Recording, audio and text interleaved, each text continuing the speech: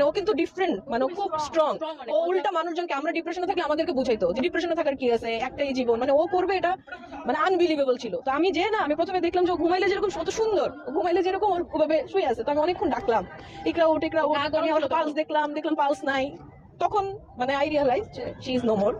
যাই হোক, তো এটা পরে আমি অ্যাসিস্ট্যান্টকে যখন জিজ্ঞেস করলাম, অ্যাসিস্ট্যান্ট, আমি মাঝখানে কিছু জানি না কি হয়েছে, অ্যাসিস্ট্যান্ট বললো যে ওকে আমি জিজ্ঞেস করছি যে তোমাকে কে জানাইছে, বলে আমি ঢুকতে ঢুকতে অলরেডি ঝুলে গেছে। আমি তোমাকে কে জানাইছে, তুমি এমনি জানো নাই, নিশ্চয়ই ওকে কেউ জানাইছে, নাহলে ও পাশের রুম থেকে কিভাবে জানবে যে ঝুলে গেছে। তো বলতেছে আমাকে স্যার ফোন দিয়ে জানাইছে, মানে আলমির কথা বলতেছে।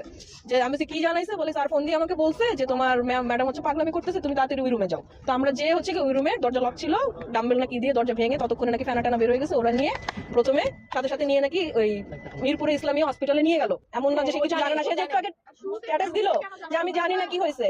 তো এই স্টেটমেন্টটা পুলিশকেও দিয়েছে ওর অ্যাসিস্ট্যান্ট অর্ক, যে স্যার আমাকে জানাইছে, স্যার জানে দেখে জানাইছে। তো ও লিখলো আমি জানি না কেন, আমার আসলে আমার কিছু বলার নেই স্ট্যাটাসের উপরে। ইকরা অনেক স্ট্রং একটা মানুষ, আমি ওকে চিনি আজকে অনেক বছর। ও আমার বেস্ট ফ্রেন্ড, আমরা বেস্ট ফ্রেন্ড। ও কখনো এগুলো করার কথা না, ও এরকমই না। ও বরং অনেক ডিপ্রেশনে থাকা মানুষকে ও নিজে কাউন্সিল করে করে করে করে নর্মাল লাইফে আনছে, এরকম অনেক আছে। সুইসাইড ও কোনোদিন